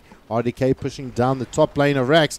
But Luna is the best of them. And there's the Glaive Wars ACG trying to get work done. But he takes a chunk of damage. And now Chelsea going to go down as well. Mouse Sprout's coming out from Dota and Die. The lane of Rax is down. And now the boys of Sinister5 need to get back. As RDK only put a little bit of chip damage down on the tower. And all they had to do was send Trax back to defend because of that's a build illusion-based hero that you spoke about earlier. Yeah, it's awkward, right? You really don't get much out of it. By the way, I wouldn't say that Leetpro or rather that Leetpro were calling anyone's bluff or anything like that. It was like they had no choice, right? They get into that situation where they're just walling down you. You're gonna lose so much. So the idea is like, okay, let's try and push them back. I mean, Terrorblade is a pretty scary pusher himself. Let's try and push them back and then try to see if they'll stall. But Sin5 didn't wait at all. They literally... Scarlet was just in. He just walks straight in, straight to the back, and he picks this fight. And the moment they do that, if they win that fight, you're done. And that's literally what happened, because they pick off the Night Stalk, which is great, but they lose a couple, and you have your Pango is actually like on the outside trying to make the best use of his ulti as possible. And then you just get pretty stumped. And look, he's been spun up by Scarlet, who is maybe stepped up, but can they finish it up? No. He's going to go down here, probably. Although ACG comes in with a save. The charge is there as well. The Don't Die wants to back off out of this one. But Scarnet and friends are still around. They might be able to help him out. The ulti comes out from the Luna. Defensive disruption comes out as well. It's going to keep their friend alive. And even though Terribly wants a piece of this, he's going to have to use his Sunder. And it's not too great use. His Aghanim was not on full HP either. ACG definitely wants back out of this one. He's going to get charged up here. Or rather, he's going to be initiated on. But unfortunately, for the side of Sin5, he didn't have the swashbuckle available to get back on the high ground. And the call comes in. Durandar buzz back coming in. ACG gets slowed down. This is going to be a top lane of Rax if they don't do something rather quickly. Meteor Hammer comes down, putting quite a bit of damage onto the Rax, but it's going to be more than enough with Aghanims in the backlines, hitting away, hitting the towers, and still losing ACG. Those glaives doing so much work. ACG comes in with those flying spikes. Chelsea cancels out the charge, and before you know it, top lane of Rax dusted. And feels like Leetpro is limping a little bit in these team fights. This is where I feel like the ES would have been so much better, considering this army that Adestam is generating. I hear you, right? Like, there's a lot that's going on, but the thing is, Pango was, I think, their first pick, so they never really had the fallback to go for that. Potentially maybe it was on the sports zone, but they picked the Spirit Breaker to deal with the Prophet, who ended up being more of a 4 position than anything else. The Night Stalker is still being treated with preference here, I believe, so pretty much all the warding that I've seen in this game has fallen down to Trax, who is poverty-stricken comparatively to the rest of his team, but still... I mean, even I said he's 6k. He's not having a hard time. The guys are really struggling with sports on the side of Leetpro. That's going to happen when you can just find these objectives. You can find those extra towers that are going to just bolster all the efforts of your team. So right now, I don't really see how Leetpro come back in. They're not far behind, but I don't know how they stop the next push. Like the next time they do it, they're going to do so much damage. So they win it potentially, maybe with a buyback or something, and then they still take damage to the structures, because that's the other catch, is that Sinister5 with their lineup, they're just going to naturally do a lot of damage to your structures as you're pushing through, and with just one up, chances you lose one. But I guess a good idea is going defensive, which is what they're doing here. Well, Chelsea comes in. There's the Nimbus is down. ACG Rolling Thunder's out, trying to control out Shadow Demon. They eventually get him. RDK riding from the backlines, and ACG taking a world of damage here from the Luna's Illusions.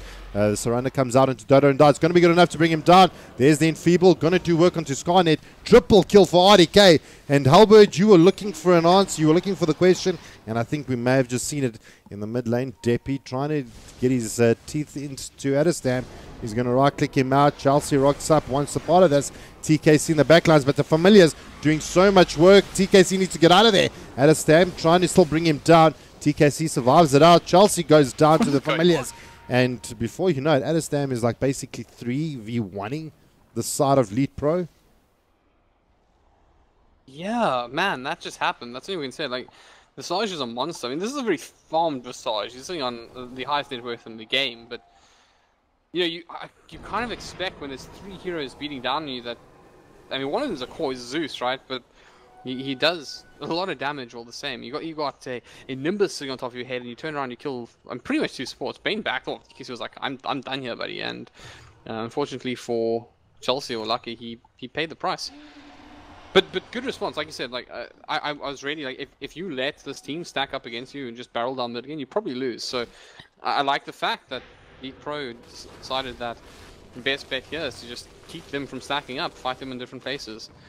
Like enough is enough. It's this is going to be done. RDK picks up a triple kill, so now it looks like he's trying to go for that BKB, just trying to make sure that he doesn't take that extra damage from the Luna ult, as well as, I suppose, the disruption has always been a problem for RDK. I haven't actually noticed, but who is Trax actually focusing his disruption on? Is it RDK in team fights? Or is it just situational? I wouldn't necessarily say that. I think he's been... he's kind of using who it needs to be used on, right? The big thing is that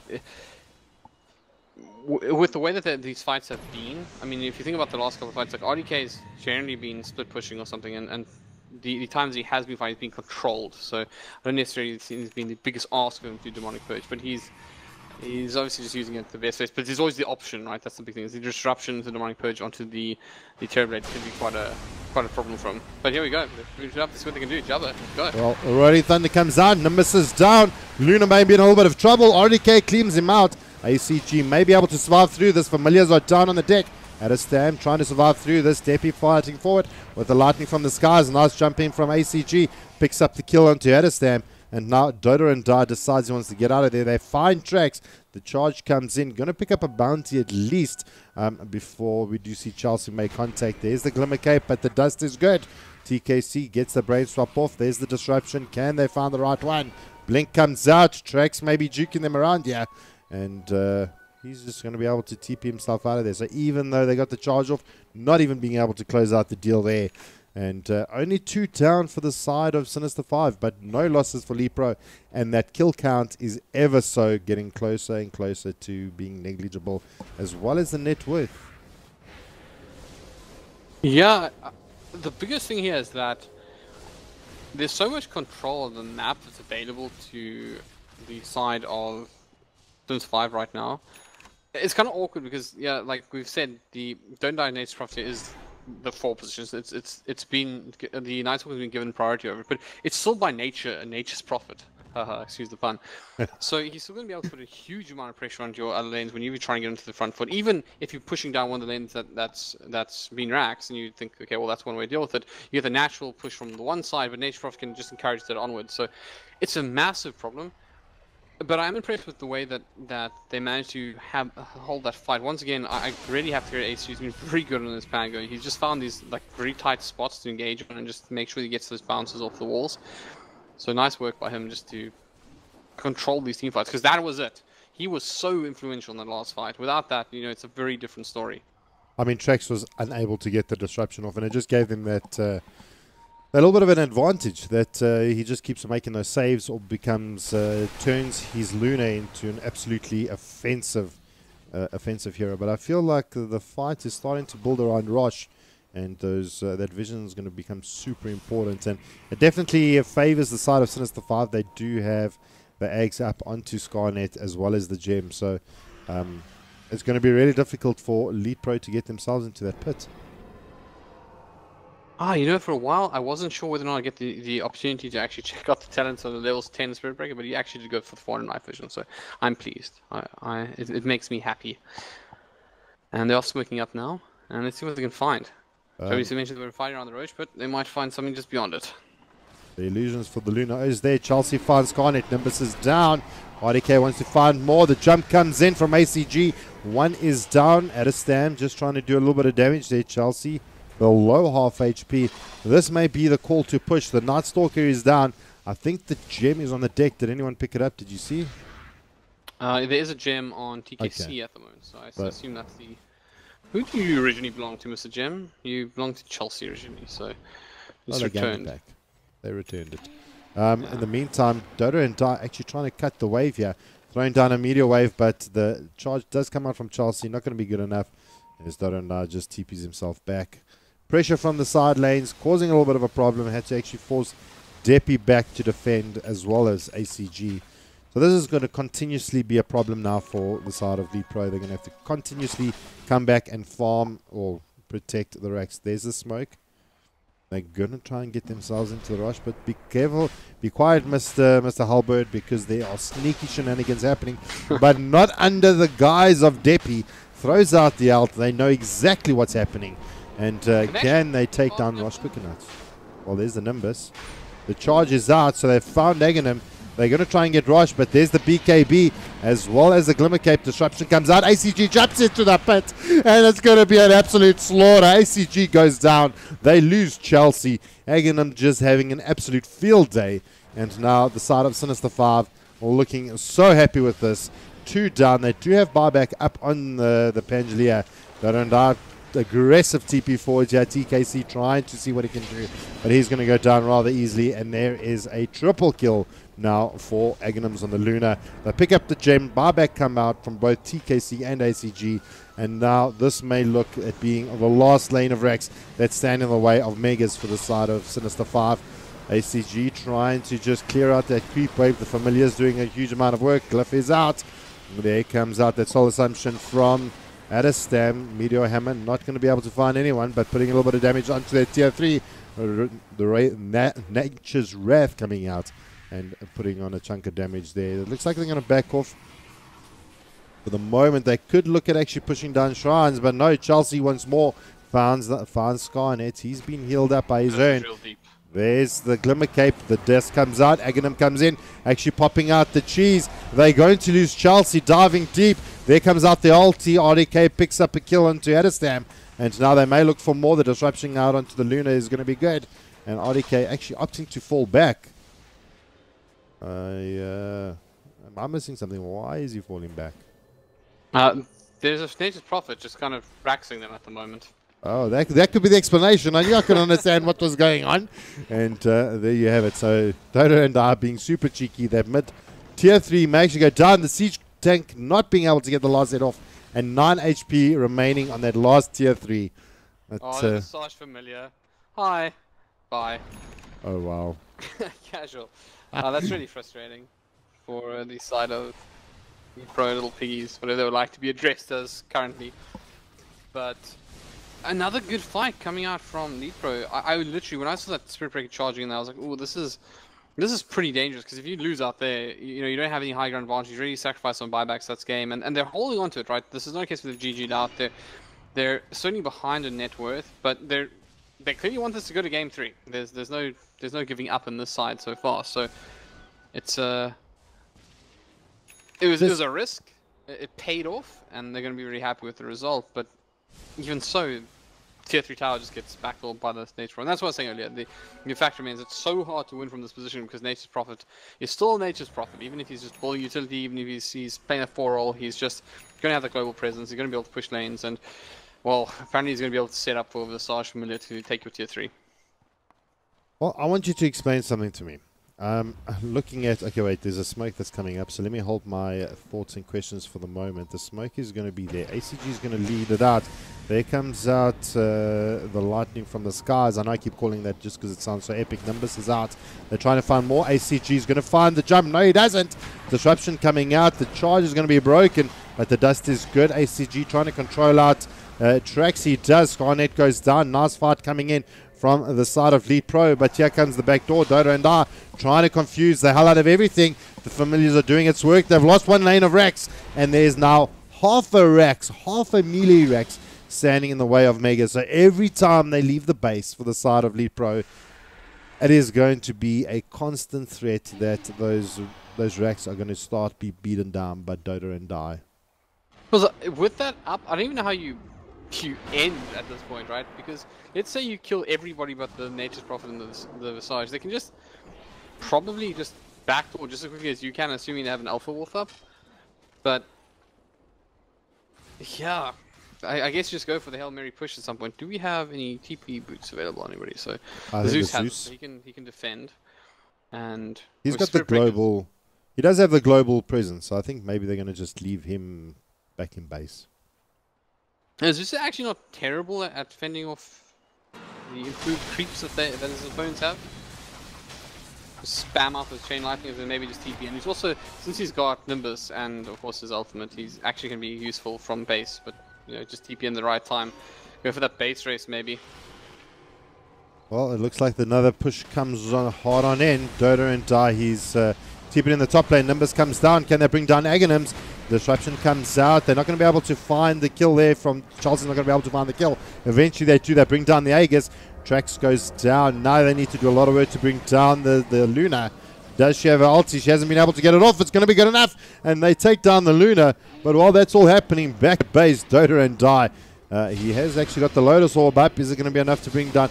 Now they're chasing down Dota and Die. Try and kill the Treant. Should have still feel should have been hitting the Rex, but maybe a little bit of a mark on his play. So going to be able to defend once again, pulling back the entire team of Leetpro and not being able to get anything done off the back of that, even though it was a victorious fight for Leetpro. I mean, 4 for 0. That's so frustrating for anybody who's supporting Leetpro right now. Just you win the fight, and here's the biggest problem is that if you get the buybacks, there's something. You can say, cool, we've got the buybacks, we repeat this process, we can win the game. We can just send 1 or 2 back to stop this from happening.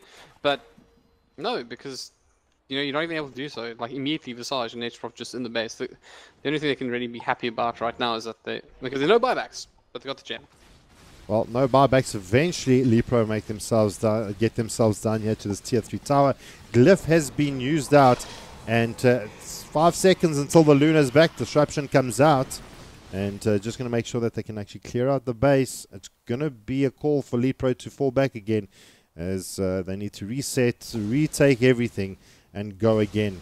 The only thing they got in their advantage now is the Aegis is down, so it is now pretty much hero on hero. Let's have a look at our buyback statuses in the meantime. Pretty much everyone has it except for... Okay, there's a lot of the Leetpro players that actually don't have. Only the Shadow Demon from the side of Sinister5 is the only one that's lacking. Well, looks like we're going to see charge towards mid. They're going to pick up Adestam, but there's a rope-a-dope coming in from behind. Will in fact committed quite a bit to bring this man down, and they should bring him down and do. Well, Adestam goes down, one of the big hitters, but while that's all happening, Dota and Die, he gets himself in there, gets the PKP, trying to put a huge amount of damage, but there comes the Glyph. ACG comes in, trying to take down Aghanims. They're going to be able to bring down this one. Is it going to be enough? They're going to try and right-click it down. They do get the rack, so now that is Megas, but they lose 3 of their players, 3 of their cores, and only the Night Stalker and the Shadow Demon are alive. I think this is where you sound the trumpets, you charge down mid, and you just go. Deppy's bought back. They do have buyback on the Luna and on Adestam, so this is going to force a buyback from the 2 players and see if they can actually get anything done here. Do you just go tier 3 and straight tier 4, or do you racks? I mean, I think you just, at this point, you just get the tier 3 and try to rack. So I don't think you're going to get any real gain out of it. If you can't do it, obviously, then you're going to try to just take off some pressure. But right now, it's tier 3 and try to take the throne, surely. Well, Adestam gets disrupted out, so illusion on illusion. Chelsea wanted to go deep, decided against it, and you got Deppy forcing himself forward, drops the numbers. Trax may actually go down here. No, he doesn't, stays alive. A lot of pressure being put onto this mid lane of Rex. While this is all happening, we got good old Dota and Dar pushing into the base and forces back the TPs. But TKC's there, drops the Fiend's grip, and that is it. Dota and Dar going to be brought down. RDK in the vicinity. Do they have anything to get in there? They break the trees and they pick up the kill. So nice usage there of his Hurricane Pike, just being able to get vision onto Dota and Dar. But this is what's going to happen every single time. Dota and Die has got his eyes set on that throne. Yeah, you're gonna need something really special at this point. I don't see how you really stop this from happening, because it's all going right, and then all of a sudden you just, okay, everyone back to base. And you have to send your big hitter back as well to make sure that you don't just get thrown. Not only that, but you can't leave him unsupported either. Oh yeah, exactly. So you sent back, but it's also the case that he can't stop the TP, right? So the BKB comes out, or the Lotus Orb, and then you're just in an awkward position where you don't really have the tools to break the TP, right? So you have to send back somebody to help them out, and then everybody who's stuck on the base, you have this awkward kind of, okay, everyone needs to get out now, so we're not going to have any deaths, so we can get our cores back to defend against, you know, what is ultimately a guy buying utility items, which is incredibly frustrating. But also you have to credit the strategy that is being put into place here by the side of Sinister5. They had a strategy. They were going to push up as a ball, and they're going to create this almost awkward death ball and start taking these objectives down. And they did very well at doing it. But then the tides turned, and you had a situation where all of a sudden Leetpro were actually beating you. So they just immediately, without, I mean, I think they probably lost like two team fights. They're not even. I wouldn't even say they even got stomped in those team fights. They lost one pretty big one, and the second one, I think 2 died, and they're like, cool, this isn't working. And they just suddenly changed the tactics entirely to throwing bodies, and it's going to work. The only thing is that it can only work for so long, right? They reach a point where you throw your bodies too often, you start finding this terrible situation where you can't actually end. And they have to be careful, and I guess this is probably one of the best ways to do that, is you head over to the rush pit, you make sure you have the Aegis, and I mean, I think, you know, if you noticed in the last fight where Aghanim was just pounding down on the racks, he actually killed the Pangolier whilst totally focusing the racks. So, you know, you have this awkward situation where right now, Aegis onto Luna, he can almost just hit the throne and still be contributing to the team fight enough, and if people can just keep him off him for long enough, he will end the game. Yeah, it's a tough position to be in. I mean, if I feel that maybe if Leetpro had maybe another 5 minutes of grace before they started putting pressure on those towers, they could have actually put up a really good fight. At this point in time, fighting against Megas and the likes of Sinister5, it's a really tough chore to actually deal with. So maybe the timings for the side of Sinister5, and I mean, I suppose you credit the draft because your timings are then so perfect. Well, I keep saying timings and spikes, but it's so perfectly timed that as you hit your spike, your opponent has yet to hit theirs, and you just take advantage of it. I think that's a relatively fair comment. The spike in this case, though, was that they had this pushing lineup that they could like do a lot of damage with, and they hit it, and then they kind of started falling a little bit behind. But honestly, some really respectable players from Leetpro. Once again, I think ACG did a fantastic job. There were so many team fights that I can recall that he was doing so much work just keeping people disabled, just positioning himself well.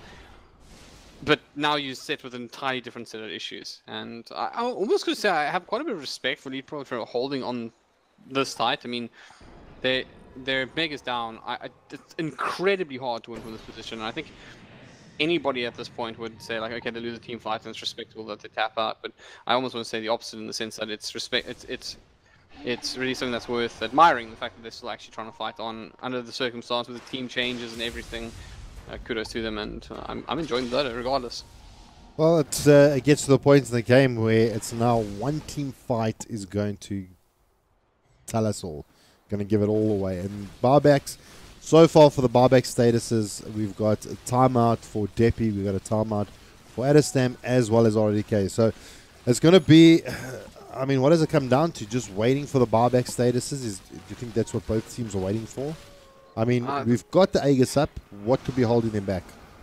The thing is that I just want to point out that if you're Leetpro right now, you need to kill them twice, and then you can win the game. I'm going to have to shut up. Take it away. Well, here we go. The Glimmer is out. RDK, BKB's up. They already dropped the Luna. ACG comes in with a rolling ball of thunder, trying to disrupt the fight. They find Adestam. There comes out the right clicks, and it's going to be good enough for ACG. Brings down Adestam, but they lose Charles in the backlines. Again, BKB's up. Ulti's away. RDK goes down, and their big hitter is down. All they need to do is get close enough to the throne to do their work. Dota and I going to put a lot of pressure onto Deppy, and that is it. The call is hit the throne, as they've lost 3 players here for the side of Leetpro. The buyback comes in from TKC. The DC from Chelsea.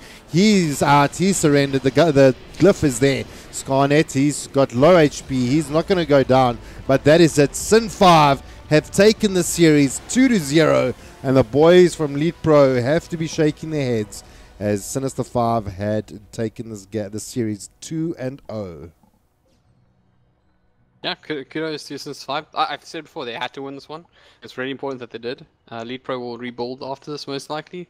I mean, they will, full stop.